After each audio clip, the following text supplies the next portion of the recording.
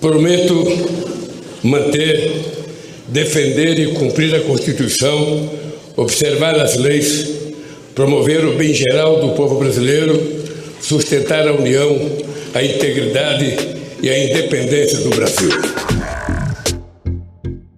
No primeiro dia de 2023, Brasília parou para ver Luiz Inácio Lula da Silva assumir, pela terceira vez, a presidência da República, exatos 20 anos depois de sua primeira posse. Em meio a um forte esquema de segurança, milhares de apoiadores lotaram a esplanada dos ministérios para ouvir as palavras do novo presidente. Negar a política e desvalorizá-la e criminalizá-la é o caminho da barbárie e das tiranias. Em discursos no Congresso e na Praça dos Três Poderes, Lula destacou prioridades como o combate à fome e às desigualdades sociais, ao mesmo tempo em que afirmou ser necessário unir o Brasil, superando as profundas divisões políticas, reservou duras críticas ao governo de seu antecessor, Jair Bolsonaro. Voltamos a um passado que julgávamos enterrado. Muito do que fizemos foi desfeito de forma irresponsável e criminosa. A posse também foi marcada por gestos simbólicos, como a passagem de faixa feita por pessoas que representaram a diversidade do povo brasileiro. Apesar das preocupações com a segurança de Lula, ele desfilou em carro aberto, acompanhado pela primeira-dama, Janja, seu vice, Geraldo Alckmin, e a mulher dele, Lu Alckmin. Sobrou espaço até para uma pequena história contada pelo novo presidente antes de assinar o termo de posse.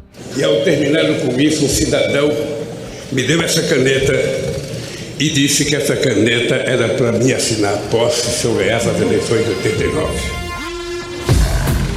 O primeiro ao ponto de 2023 conta como foi a posse de Luiz Inácio Lula da Silva, os recados passados e os sinais sobre os passos iniciais de seu terceiro mandato. Nós conversamos com o colunista Bernardo Melo Franco e com a repórter da sucursal do Globo em Brasília, Jennifer Goulart. Eu sou o Felipe Barini, te convido para esse episódio especial do Ao Ponto. Vem com a gente!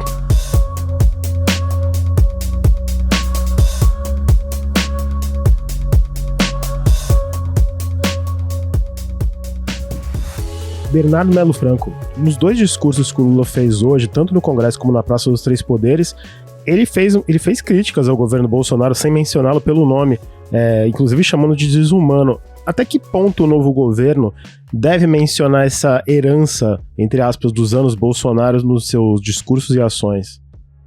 Olha, o presidente Lula, antes mesmo da posse, já tinha se referido à herança que ele recebe do Bolsonaro como um legado perverso. E, de fato, a campanha dele foi uma campanha de oposição ao governo que estava no poder até o 31 de dezembro. Então, uma campanha pautada pelas críticas, pelos ataques ao desmonte do Estado, a retirada de políticas públicas em várias áreas, especialmente a área social, proteção de minorias, meio ambiente. Então, o antibolsonarismo foi a tônica da campanha de Lula. Certamente também vai ser a tônica das primeiras medidas do governo, que, aliás, já começou logo nesse dia 1º de janeiro com um revogaço, com a revogação de atos do ex-presidente Jair Bolsonaro. Estamos revogando os criminosos decretos de ampliação de acesso a armas e munições que tanta insegurança e tanto mal causaram às famílias brasileiras. E outras questões estavam muito ligadas a essa pauta ideológica de extrema-direita que teve no poder nesses últimos 4 anos. Uma coisa que me chamou a atenção, Barini, foi a ênfase que o Lula deu à necessidade de responsabilização dos culpados por crimes cometidos, especialmente na gestão da pandemia. Veja, o Lula, nos dois discursos que ele fez, tanto no Congresso Nacional quanto no Palácio do Planalto, ele fez referência à gestão criminosa da pandemia. Ele falou no Congresso que o governo não será pautado pela revanche, mas que as pessoas que cometeram crime têm que ser responsabilizadas, ou seja, não podem ficar impunes pelo que aconteceu nos últimos anos no Brasil. E depois, quando ele falou isso no parlatório do Palácio do Planalto, diante da Praça dos Três Poderes, a multidão que estava na praça respondeu com os gritos de sem anistia, sem anistia. Isso é muito importante porque indica que a gente vai ter uma transição diferente da tradição brasileira. Qual é a tradição brasileira? É sempre aquela ideia da conciliação, de esquecer o passado, deixar perdoar o que foi feito no regime anterior. O Lula sinaliza que não. Ele fala que quer um governo de construção, de reconstrução nacional, de reconciliação dos brasileiros, mas deixa claro que isso não inclui nenhum tipo de perdão ou de anistia, nem ao Bolsonaro, nem aos aliados dele. Só para o ouvinte entender, o Bernardo ele ainda está, quando a gente está gravando ainda na noite de domingo, o Bernardo está no Itamaraty na recepção aos chefes de Estado. Bernardo, você falou do revanchismo, mas ao mesmo tempo, e da construção da União Nacional, isso foi muito pautado nos discursos do presidente, mas ele também mandou um recado aos apoiadores mais radicais do ex-presidente Bolsonaro, chegou a dizer democracia para sempre. Ao lado do que o ministro da Justiça, Flávio Dino, já vem falando, essa é uma linha importante para o Lula, essa defesa da democracia? Sem dúvida. Ele pautou a campanha pelo discurso anti-bolsonarista, mas também pelo discurso em defesa da democracia e contra o autoritarismo. Lula, num dos discursos desse 1º de janeiro, chegou a usar a expressão fascismo, dizendo que o governo Bolsonaro era inspirado no fascismo. E isso combina com a realidade, com o que a gente viu, uma política totalmente iliberal, de ataque a liberdade de expressão, ataque às minorias. Essa foi a tônica do governo Bolsonaro, que tinha claramente um projeto autocrático e que o tempo todo sinalizou com a ideia de um golpe. Primeiro questionando as urnas eletrônicas, depois não admitindo a derrota eleitoral e, por último, o Bolsonaro comete esse derradeiro ato de incivilidade, de hostilidade à democracia, que é se ausentar do país antes de passar o cargo ao sucessor. O avião Força Aérea 1 decolou da base aérea de Brasília com destino a Orlando, nos Estados Unidos. O governo não deu informações sobre a viagem nem sobre quem acompanhou Jair Bolsonaro. Quer dizer, é o primeiro presidente, desde o general Figueiredo, o último ditador, a se recusar a passar faixa para o seu sucessor. E o Bolsonaro fez pior, porque o Figueiredo saiu por uma porta lateral do palácio e foi para casa. Bolsonaro simplesmente pegou um avião da FAB, faltando 2 dias para o fim do mandato, e foi para os Estados Unidos, ou seja, uma espécie de autoexílio, aí antes de acabar o mandato. Ele simplesmente abandonou o governo, a ponto de o vice-presidente Hamilton Mourão ter aproveitado essa janela, essa lacuna, esse vácuo de poder, para convocar uma rede nacional na noite do dia 31, na qual ele simplesmente fez críticas ao presidente do governo que ele integrava. Então, é um estado de coisas muito fora da normalidade, fora dos ritos, da solenidade, dos protocolos que a gente viveu no Brasil nos últimos 4 anos e que o Bolsonaro levou até o final. Então, o Lula, no momento em que ele fala que a vitória dele é uma vitória da democracia, ele repete aquela ideia de que o governo dele também não pode ser um governo só do PT, tem que ser um governo de uma frente democrática, de uma frente ampla, que está, de certa forma, refletida nesse ministério que ele montou, embora essa frente ampla acabe, nesse caso, servindo de pretexto para reabilitar alguns personagens que acho que muita gente gostaria de ver mais longe aí do protagonismo no novo governo.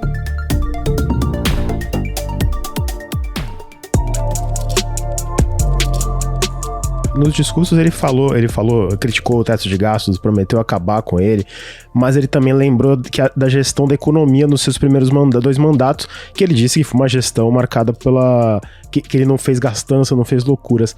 Como que ele vai equilibrar esses 2 discursos nesse 3º mandato? Essa é uma grande pergunta, que acho que ainda está em aberto. O Lula, nesse dia de posse, ele dá uma no cravo e outra na ferradura. Ele diz que vai ser responsável com as contas públicas, que não vai haver gastança, e ao mesmo tempo ele chama o teto de gastos de estupidez e culpa essa emenda do teto de gastos, que foi aprovada ainda no governo de Michel Temer, pelo desfinanciamento, pela descapitalização do SUS, do Sistema Único de Saúde, o que de fato está no relatório da transição de governo, que aponta aí uma perda bilionária do SUS desde que o teto de gastos foi implementado. Então, o Lula tenta, de um lado, tranquilizar os investidores, o mercado financeiro, um discurso de responsabilidade fiscal, lembrando, inclusive, a herança do governo dele, mas, do outro, ele também deixa claro que não vai seguir à risca essa cartilha liberal que deu a tônica nos últimos 2 governos, não só no governo Bolsonaro, Paulo Guedes, como também no governo Temer, com o próprio Henrique Meirelles, que tinha sido colaborador do Lula e que ressurgiu como ministro da Fazenda do Temer e quase, Marinho, isso que é mais curioso, quase virou ministro da Fazenda também desse terceiro governo Lula. Acabou, enfim, participando da campanha, né, discursou a favor do Lula, foi recebido num ato de sinalização de frente ampla em São Paulo, mas no fim das contas o Lula acabou optando por um petista, pelo ex-prefeito Fernando Haddad. E, de certa forma, a aposta no Fernando Haddad indica que essa política econômica do novo governo vai ter mais a cara do PT do que, vamos dizer assim, a cara do mercado financeiro ou daquilo que o mercado financeiro gostaria que continuasse no poder a partir de 2023. Durante a posse, chamou a atenção na Câmara o fato do termo de posse ter sido lido pelo Luciano Bivar, que é presidente do União Brasil, primeiro secretário da Câmara também. O partido tem 3 ministérios no novo governo, mas ele promete dar um certo problema para o presidente em votações, né? É verdade, isso está um pouco na incógnita ainda, né? Porque o partido recebeu 3 ministérios, mas alguns parlamentares aqui, nas conversas que eu tive ao longo dessa semana de posse, lembraram que esses ministérios foram fundamentalmente para o União Brasil do Senado, não da Câmara. E na Câmara, talvez, o Lula tenha um pouco de dificuldade. A gente precisa lembrar que o União Brasil é um partido que nasceu da fusão do DEM, que era o antigo PFL, portanto um partido muito antipetista, com o PSL, que nada mais é do que um partido pelo qual o Bolsonaro se elegeu em 2018. Então, claro, é um partido do centrão, é um partido fisiológico, é um partido que seguia muito mais pela ocupação de cargos, né, pelo governismo, do que por convicções, vamos dizer assim, o programa de governo, mas tem muita gente antipetista ali. No fundo, um saco de gatos, e o Lula vai ter dificuldade para ter uma votação, vamos dizer assim, massiva dessa legenda, dessas bancadas, a favor das pautas dele. A própria presença do Bivar é um negócio curioso, né? Coisas da política brasileira. O Bivar, em 2018, ele tinha um partido nanico, que era o PSL, que ele alugou para o Bolsonaro. Essa que é a verdade. O Bolsonaro era um candidato sem partido. O PSL era um partido sem candidato. O Bivar fez um acordo com o Bolsonaro foi candidato pelo PSL e hoje o ex-PSL está aí negociando espaço no governo Lula. Então, essa é a política brasileira, né? Pelo menos a política feita pelo centrão, né? Por esses partidos mais fisiológicos, que, como eu falei, se pautam muito mais pela ocupação de cargos do que pela disputa de programa de governo.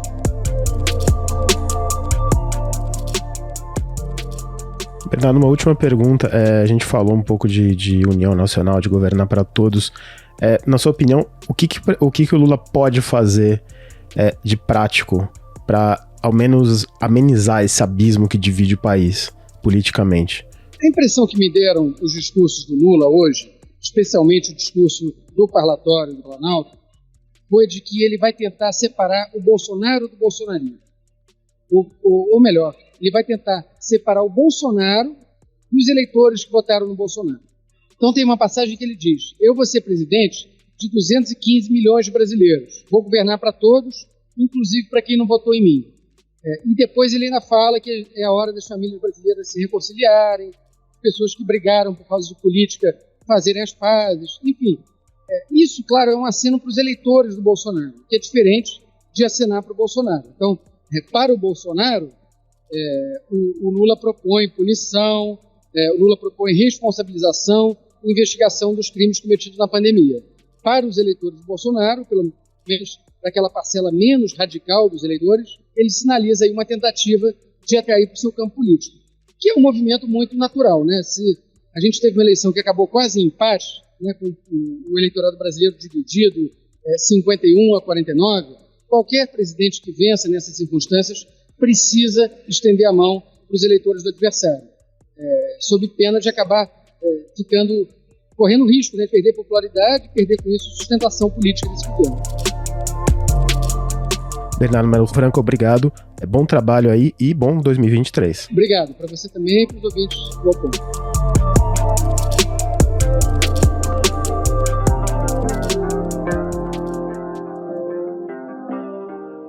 Jennifer Goulart, a gente tinha, antes da posse, a gente tinha expectativa sobre 2 momentos cruciais que eles ainda não estavam detalhados. A começar pelo desfile em carro aberto, que a segurança do presidente tinha medo, tinha algumas questões com o carro aberto, chegou até a sugerir o carro fechado.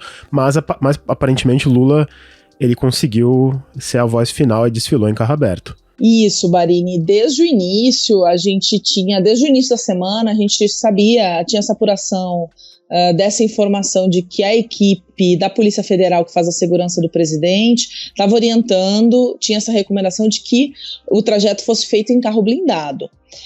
Mas já se sabia que o Lula queria que esse momento fosse feito em carro aberto, pela tradição, pelo simbolismo, pela característica do presidente também, de querer viver esse momento e fazer esse desfile próximo das pessoas, do povo, dos militantes que vieram até Brasília para viver esse momento junto com ele.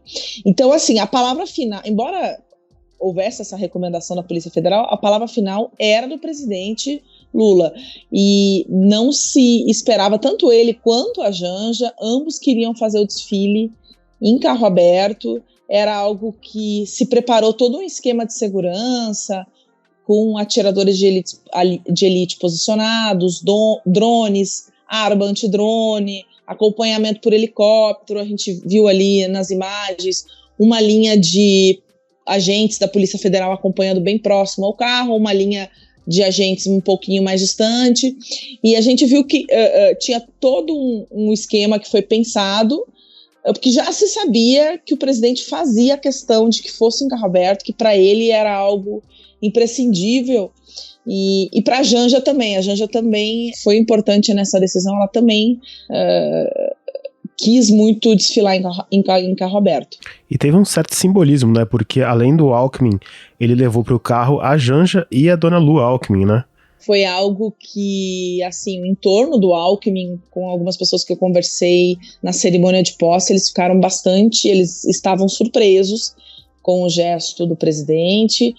Foi algo que o próprio Alckmin, segundo o que a gente apurou, ficou sabendo também de última hora, não era algo que estava claro, enfim, que estava previsto, e assim, está sendo interpretado como um gesto do presidente em direção ao vice-presidente Geraldo Alckmin, de que o governo vai ser feito com a cara dos dois, com a cara dessa chapa, desde a campanha presidencial, que já tinha essa cara de frente ampla, e foi interpretado pelo entorno do vice-presidente Geraldo Alckmin muito com essa cara de que os dois vão governar junto o país, e como um gesto de que os dois vão caminhar juntos nesse processo de, enfim, de estarem à frente do Palácio do Planalto.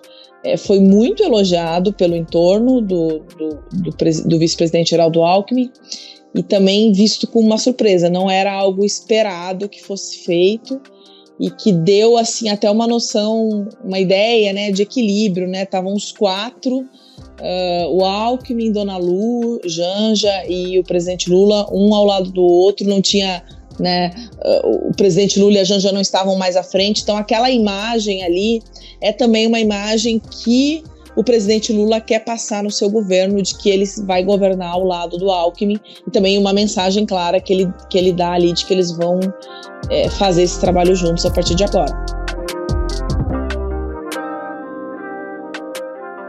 E um dos fatos que marcaram essa posse foi, sem dúvida, o esquema de segurança fortíssimo, o maior da história no período democrático. Vocês devem ouvir aí, vez ou outra, o barulho do helicóptero sobrevoando aqui a área enquanto a gente fala. E o número de agentes escoltando o carro presidencial, por exemplo, nunca passou de 10. Hoje chegou a 40. A gente falou muito de segurança nos dias que antecederam a posse, do risco de possíveis ataques, mas aparentemente, pelo que a gente viu na televisão, tirando o calor, foi uma posse tranquila, né? Foi uma posse tranquila. Quatro drones que sobrevoavam a esplanada foram apreendidos pela Polícia Federal e pela Polícia Militar aqui do Distrito Federal, mas não teve intercorrências. Teve muita tensão, isso sim. Amanhã desse domingo foi cercada de muita tensão. A equipe de segurança estava conversando com alguns dos integrantes, assim, disseram que até o momento do carro iniciar havia essa tensão de como é que seria o trajeto. Eu até ouvi também de um dos integrantes que faz parte da coordenação da segurança, dizendo que 1,5 km que o presidente tinha feito sobre o carro tinha sido o mais longo da vida dele, justamente por essa tensão, tudo que envolveu ali o esquema de segurança mesmo, enfim, os riscos de ameaças, enfim, que vinham sendo monitoradas. Mas a posse ocorreu sem intercorrências, o Lula fez o trajeto como ele queria, subiu a rampa também como ele queria, e foi algo, enfim, que aconteceu sem intercorrências. A gente falou de um, entre aspas, mistério da posse, o carro aberto, e a gente fala de outro agora, que foi a passagem da faixa. Como sabemos, o presidente, agora ex-presidente Jair Bolsonaro, ele saiu do país, e o vice, o general Mourão, agora eleito senador, ele não entregou, ele também não quis entregar a faixa. A solução encontrada foi uma solução interessante, né? Assim, o que, ouvindo pessoas que participaram ali das decisões, das discussões sobre o cerimonial, havia um desejo da equipe do presidente Lula de que o governo Bolsonaro, enfim, não fizesse essa entrega, né? É claro que se algum integrante, o próprio Bolsonaro ou vice Hamilton Mourão fosse fazer a entrega, ela seria feita.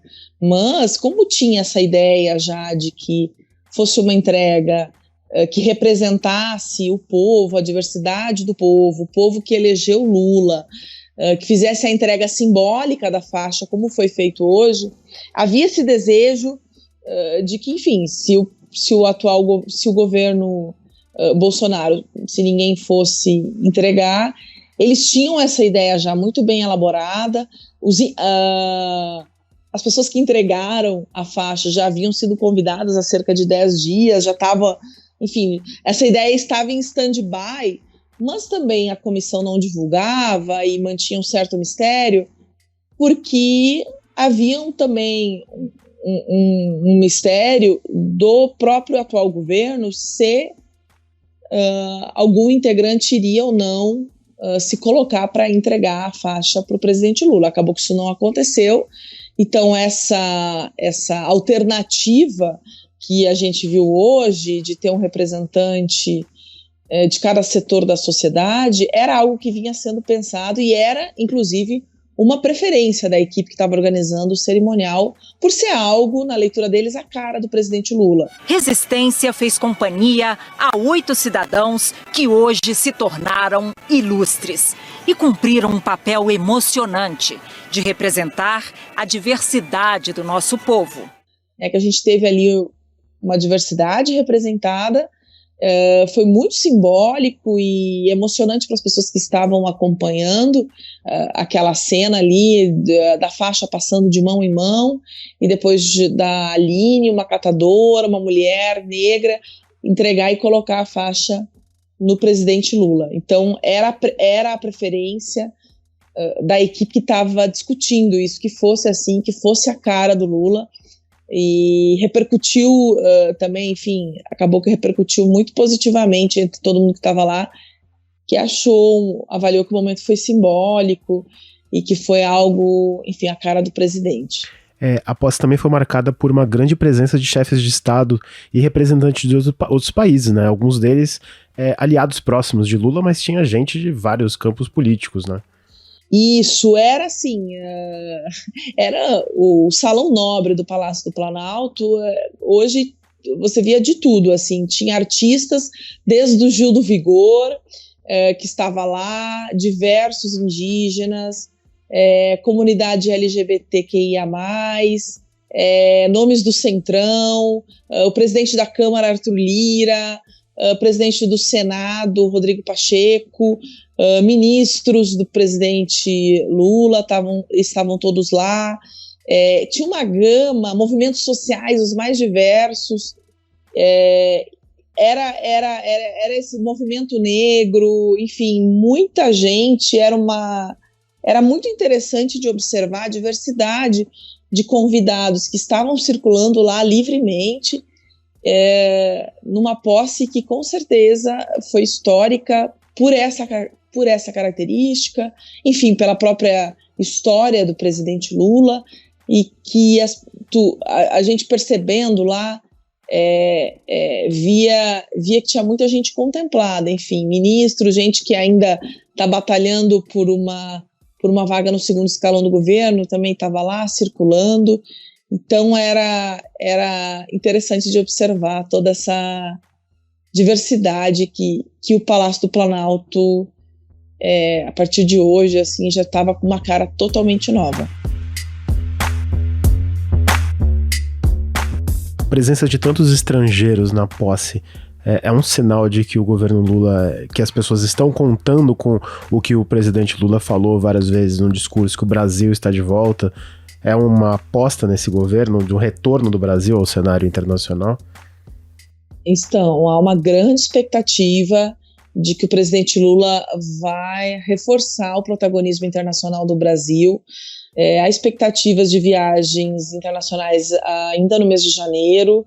Há expectativa que o Lula vá à China no primeiro semestre de 2023 e que rapidamente reestabeleça relações comerciais sadias, como os seus aliados falam, com a China, que é um parceiro comercial muito importante do Brasil, com a Europa, com os Estados Unidos, com países da África. Também há expectativa de que ele se aproxime.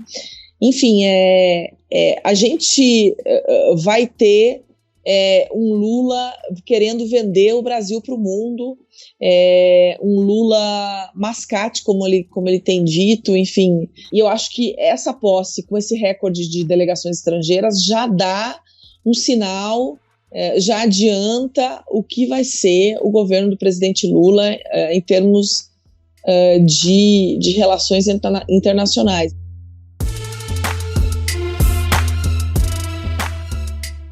Jennifer Goulart, muito obrigado e um feliz 2023 para você. Feliz 2023, Barini, e bom trabalho para nós.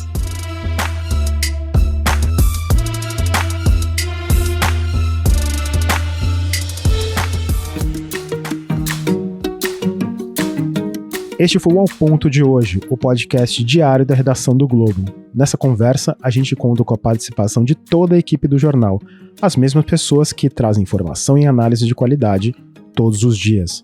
Quer saber mais? Assine o Globo. Acesse assineglobo.com.br e confira todas as notícias e reportagens especiais. A produção foi de Júlia Pina e a edição de João Guilherme Lacerda. Até mais!